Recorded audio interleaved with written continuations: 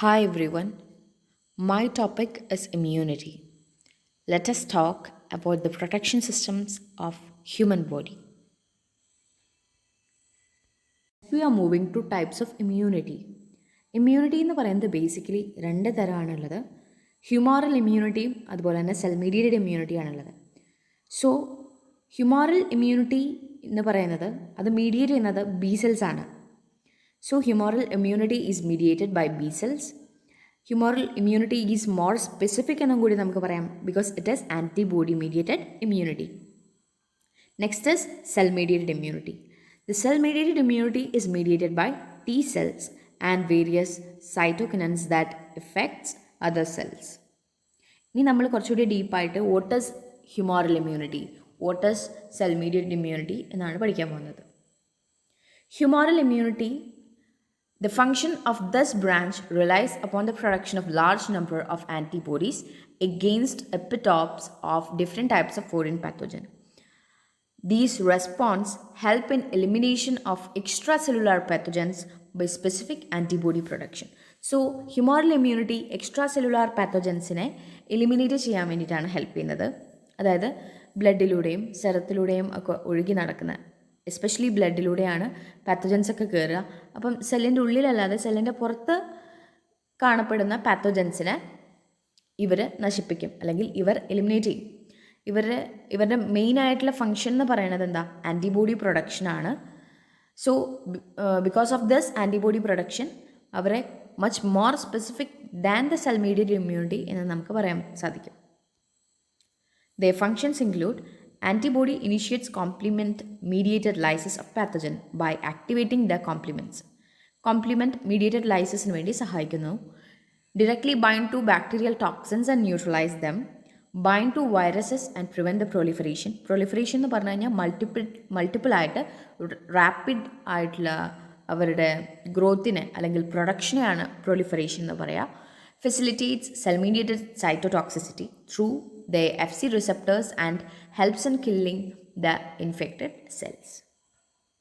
Next is the important topic, cell-mediated immunity. The principal role of CMI, otherwise cell-mediated immunity, is to detect and eliminate cells that harbor intracellular pathogens. They can also recognize and eliminate cells such as tumor cells that have undergone genetic modifications so that they express antigens not typical of normal cells. CMIയുടെ role എന്താണെന്ന് പറഞ്ഞു കഴിഞ്ഞാൽ intracellular പാത്തോജൻസിനെ recognise ചെയ്ത് eliminate ചെയ്യുക എന്നുള്ളതാണ്. So നമ്മൾ കുറച്ച് നേരത്തെ പഠിച്ച ഹ്യൂമോറൽ ഇമ്മ്യൂണിറ്റിയിൽ നമ്മൾ പഠിച്ചിരുന്നു, അത് എക്സ്ട്രാ സെല്ലുലാറാണ്, അതായത് സെല്ലിൻ്റെ പുറത്തുള്ള പാത്തോജൻസിനെയാണ് അത് കൊല്ലുക.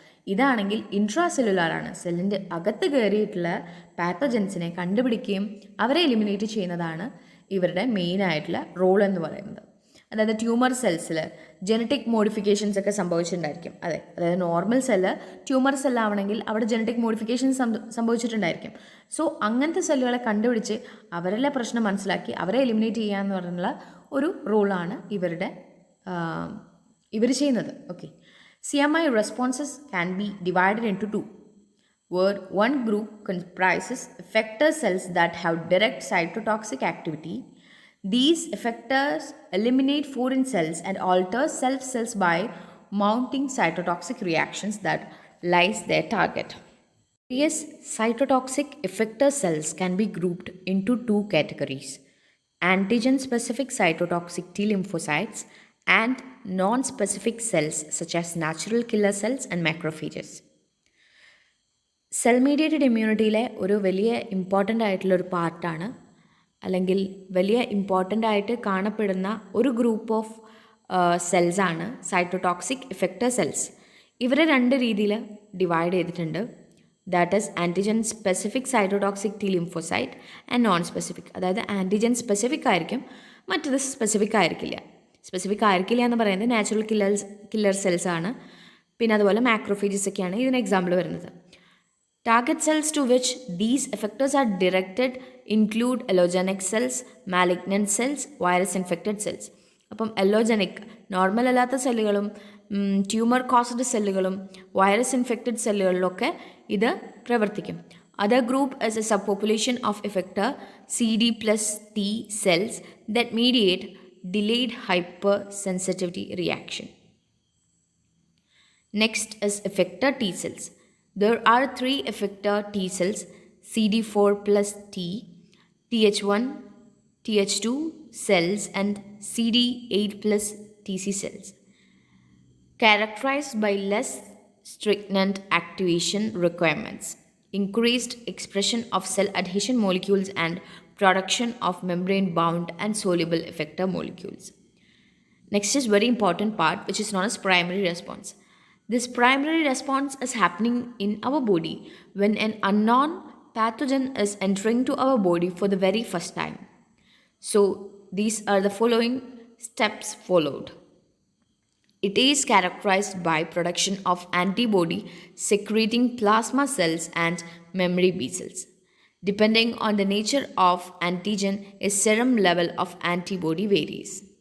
Primary phase begin with lag phase in which B cells undergo clonal selection in response to antigen. It lasts for 3 to 4 days.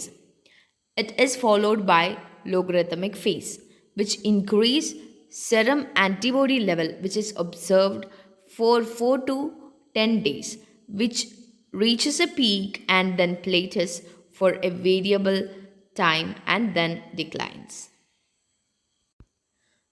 അതായത് ആദ്യം തന്നെ ആൻറ്റിബോഡി സെക്രേറ്റിംഗ് പ്ലാസ്മ സെൽസും മെമ്മറി ബി സെൽസും ആണ് പ്രൊഡ്യൂസ് ചെയ്യുന്നത്. അതായത് ബി സെൽസ് ഡിഫറൻഷ്യേറ്റ് ചെയ്തിട്ട് memory B സെൽസും പ്ലാസ്മ സെൽസുമായിട്ട് മാറുന്നു. ഈ പ്ലാസ്മ സെൽസിൽ നിന്നാണ് ആൻറ്റിബോഡീസ് ഉണ്ടാകുന്നത്. സോ ആൻറ്റിജൻ്റെ നേച്ചർ അനുസരിച്ച് ആൻറ്റിജൻ ഏത് തരത്തിലുള്ളതാണെന്ന് മനസ്സിലാക്കി അതിനനുസരിച്ച് സെറം ലെവൽ വേരി ചെയ്യും. അതിനുശേഷം പ്രൈമറി റെസ്പോൺസ് തുടങ്ങുന്നത് തന്നെ ലാഗ് ഫേസ് എന്ന് പറഞ്ഞ ഒരു ഫേസിലൂടെയാണ്. ഈ സമയത്ത് നായു ബി സെൽസ്, അതായത് പുതിയതായിട്ടുള്ള ബി സെൽസ് അല്ലെങ്കിൽ പ്രീ എക്സ്പീരിയൻസസ് ഇല്ലാത്ത ഒരു ബി സെല്ലാണ് ഉണ്ടാവുക. അവർ ക്ലോണൽ സെലക്ഷൻ വഴി ഡിഫറൻഷ്യേറ്റ് ചെയ്ത് പ്ലാസ്മ സെല്ലും മെമ്മറി സെൽസുമായിട്ട് മാറും. ഈ ഒരു ലാഗ് ഫേസിൻ്റെ ടൈം സ്പാൻ എന്ന് പറയുന്നത് 3 to 4 days ആണ്. ഈ സമയത്ത് നമ്മുടെ ശരീരത്തിൽ നോക്കിക്കഴിഞ്ഞാൽ ഒരു തരത്തിലുള്ള ആൻറ്റിബോഡീസിനും ഡിറ്റക്ട് ചെയ്യാൻ പറ്റില്ല, സെറത്തിൽ കാണാൻ ചാൻസ് ഇല്ല അല്ലെങ്കിൽ സാധിക്കില്ല. ഈ ലാഗ് ഫേസ് കഴിഞ്ഞാൽ ഇമ്മീഡിയറ്റ്ലി വരുന്ന അടുത്ത ഫേസാണ് ലോഗറിതമിക് ഫേസ് എന്ന് പറയാം. ഈ ഒരു ഫേസിൽ സെറം ലെവൽ ഇൻക്രീസ് ചെയ്യും. മാത്രമല്ല ഈ ഒരു ഫേസ് 4 to 10 days വരെയാണ് എക്സ്റ്റെൻഡ് ചെയ്യുക. ഈ ഒരു സമയത്ത് മാക്സിമം പീക്കിലായിരിക്കും ഉണ്ടായിരിക്കുക, ദെൻ അത് ഡിക്ലൈൻ ചെയ്യും. ഇനി for soluble protein antigens the lag phase is little longer. soluble protein antigens ആണെച്ചാൽ lag phase ആദ്യം പറഞ്ഞ ഫേസ് കുറച്ച് കൂടുതലായിരിക്കും. IgM എന്ന് പറയുന്ന ഇമ്മ്യൂണോഗ്ലോബുലിൻ IgG ആയിട്ട് മാറുന്നു. അതായത് ഫസ്റ്റ് നമ്മുടെ ബോഡിയിൽ ഉണ്ടാകുന്ന ഇമ്മ്യൂണോഗ്ലോബുലിനാണ് IgM. It is followed by IgG. ഇത് അതിൻ്റെ ഒരു ചെറിയ പിക്ടോറിയൽ ആയിട്ടുള്ള റെപ്രസെൻറ്റേഷൻ ആണ്. Next we are going to secondary response. അപ്പോൾ നമുക്ക് പ്രോബബ്ലി അറിയാം പ്രൈമറി റെസ്പോൺസിൽ ഫസ്റ്റ് ടൈമാണ് ഈ ഒരു പാത്തജൻ വരുന്നത്. സെക്കൻഡറി റെസ്പോൺസ് എന്ന് പറഞ്ഞാൽ the very same pathogen is coming for the next time. അപ്പോൾ ബോഡിയുടെ ഇമ്മ്യൂൺ സിസ്റ്റത്തിന് അറിയാം, because we have memory cells.